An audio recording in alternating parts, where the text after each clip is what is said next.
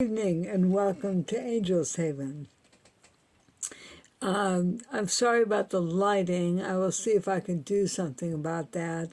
But I wanted to just post a short video, and I'll try to be brief. I had intended to post videos about some of the outdoor work that I've tried to do, but most of it has gone very badly. If not coming to a complete standstill. So I thought I would just tell you what I was attempting to do and how the progress has been. So the first project was to get my generator so that it would have a transfer switch on it.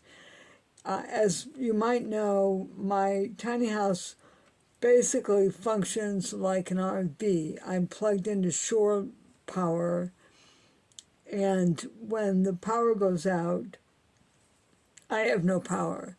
So about 3.5 years ago, I bought a generator, and in the entire time I've had it on possibly once to power my house and several times to test.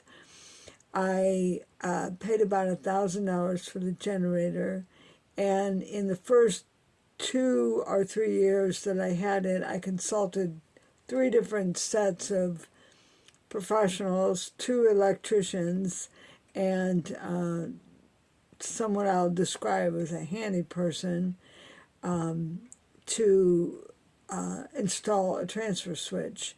The first person was a local electrician that told me I was an effing idiot for buying a generator, and he didn't say effing.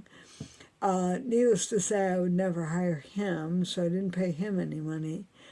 Then I had an electrician come out who wanted to completely rewire my tiny house rather than just installing a transfer switch. Now, in truth, my tiny house probably needs to be rewired. It's completely safe, but it was wired so that, and I'm going to say this all wrong, so don't take this as technically correct, but basically it's split. So you can power half the house at a time unless you make specific provisions at the shore pole, which I do. I didn't know I did, but I do. Someone else fixed that for me without really telling me what he had done, because he knew I probably would understand it anyway.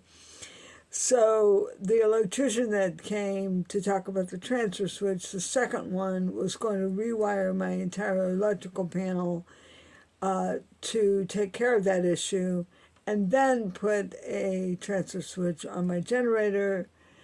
Or maybe the transfer switch was going to be internal to the house. Don't ask me, I can't recall. That was 2 years ago. And that was going to be about $3,000.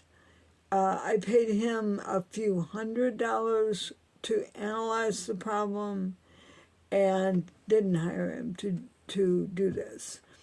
The handy person that I consulted, I paid a few more $100 to work on the problem, and it never got resolved. Somewhere in that first 3 years, the amount that I spent added up to about $1,500. I'm not really sure who I paid what, but that $1,500 resulted in me getting nothing. So then I have retained someone else's help, or I secured someone else's help, who designed the transfer switch sequence of parts, and I acquired those in March of this year. And then all year I've been trying to get somebody to build a box around the generator so the transfer switch and its battery backup could stay protected from the elements. I finally got that box built last weekend for way more money than it should have been. but less money than they wanted. So I don't know. I spent about $1,200 having that box built. It is, in fact, a very nice box, way nicer than it needed to be, probably. But it is now built. And so now we have to buy the final component, which is a cord of some type. Don't ask me, 50 amp, I guess. I don't know. So then the cord will go from the shore pole to the transfer switch and then to the generator. And then the house power will come into the generator, I think.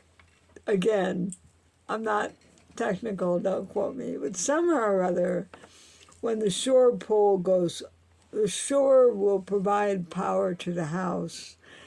Maybe the house goes into the transfer switch. I don't know. But anyway, someone knows. But the idea is that when the shore power goes out, which it frequently does here in the Delta in the winter, the power will switch the house to the generator from the shore pole. And I have an automatic switch inside the house, and I'll be able to just turn the generator on and the power will come back. That's the theory. I thought that would be done by now, but it's not. And I wanted to kind of do a little video about the box build, but for various reasons, that was basically whatever else happened. I was not here when the box was being built, so it was not possible to film it. But the box is built, and now we just need to acquire this other cord, and then I'll have a transfer switch. My friend Michelle Burke's partner, Don, identified the portable elements that go for the transfer switch pathway that I've just been describing. You can hardwire a transfer switch, but since I live in an RV park and theoretically might move, I didn't want to do that. So that was one project which I had hoped would be its own video, but obviously not. What was the other project? I can't recall. There was another project that didn't get done. It hasn't yet gotten done. Let's say that. I'm going to think positively, hasn't yet gotten done.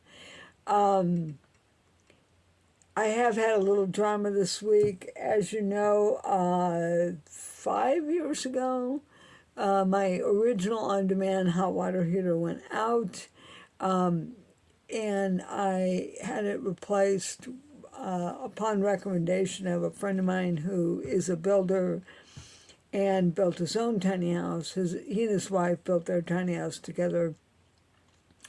I replaced it with a Precision Temp on-demand hot water heater, which performs very well, but does not like power outages.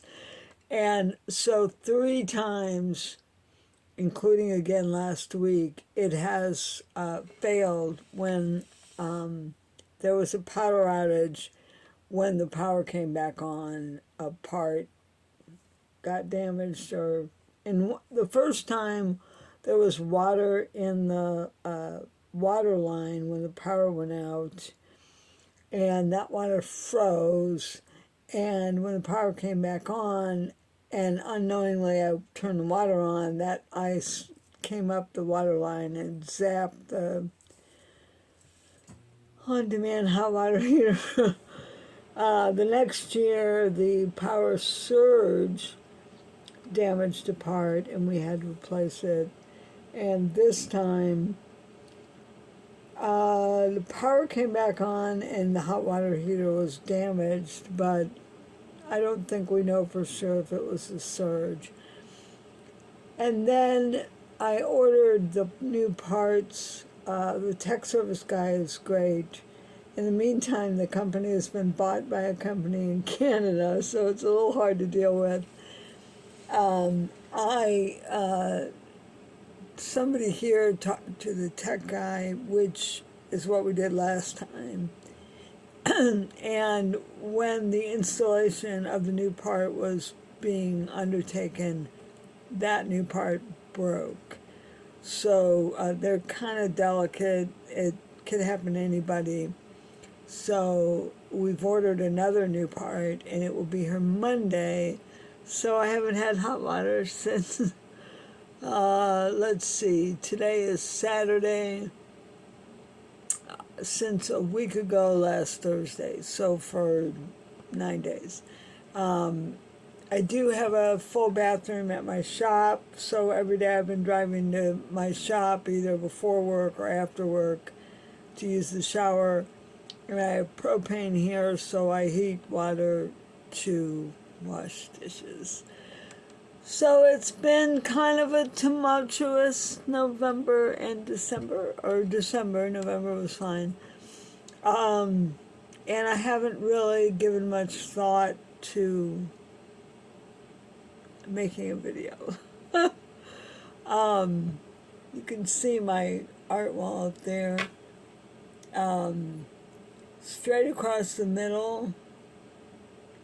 Can't see. Oh, it seems like there's another one over there. Oh, you can't see it because of whatever that is. But if the lighting were better, you could really tell. But this is Ruthie Jameson, also known as Ruthie Becker. Next to it is, that's a bird sketch by an artist named Char Hall. The one in the middle is by Anna Ortiz.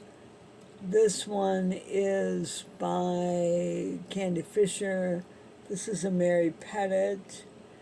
And this little tree was a plaque on my garden wall in Kansas City.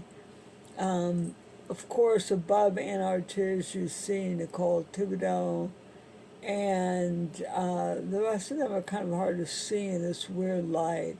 That is a digital art piece. It's really nice. I wish you could see it. By Giovanni, who's a digital artist here. I'm pretty sure that's Samantha Besant. Next to it is a little tiny painting of the same flower. So that is a lotus flower, I think. And a photograph by Samantha Besant. And that is a painting of a lotus flower by Marianne Benet. Marianne is an artist here. Samantha is in Kansas City. And the ones on the bottom, the light's too funky for you to see. Anyway, that's my tree art wall. 1, 2, 3, 4, 5, 6, 7 trees. I have more trees, but they're not on this wall. I like trees. So anyway, that's what I'm up to. I'm sorry about the weird light. I don't really know why it's that weird. But I'm going to be in Missouri for Christmas. I arrive in St. Louis December 23rd. I'm driving to Kansas City December 26th. I am going to eat my way through Kansas City. I'm having a meal with some friend. Every meal is scheduled with a friend. Dinner Friday, 3 meals on Saturday, and then I leave Sunday morning, so I'll have to find somebody to have a quick coffee with before I drive to the airport. I'm not really sure what I'm doing in Kansas City other than seeing my sister Joyce. I mean, in St. Louis, other than seeing my sister Joyce. I'd like to see my cousin Katie. And that's where I'm at. Where are you at? So I'm going to sign off. Thanks for spending a few minutes of my tiny life with me. And I'll see you next time. Happy holidays. Be kind to each other. Be kind to yourself. And choose joy. Thank you.